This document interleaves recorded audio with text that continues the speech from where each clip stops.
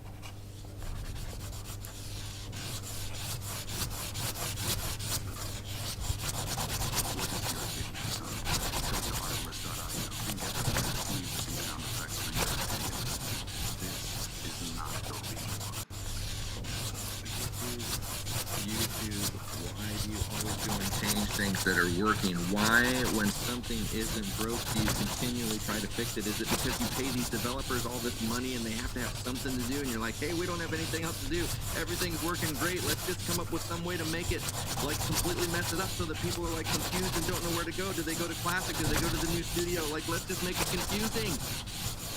But wait a minute, you had to go in and manually start your stream. So I always told people, do not use the events or scheduling section because it's confusing. You got to go in and physically end it and physically start it, and that's no good. Nobody wants to do that. In the Stream Now section in Classic, it had a little box that you would tick that allowed you to schedule your next live stream, and I really liked that. You could add a new thumbnail and everything, and then everything was updated, everything was running just fine. Now, YouTube had been in the process of building YouTube Studio and then moving away from Classic.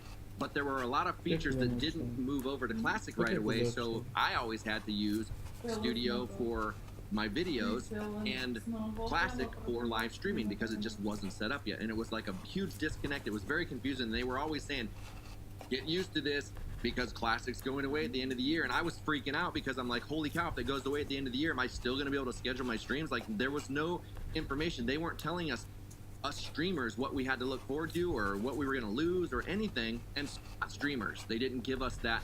Get in there, dive in, and see what is the best. Dark mode is the best. Dark mode everything. Now,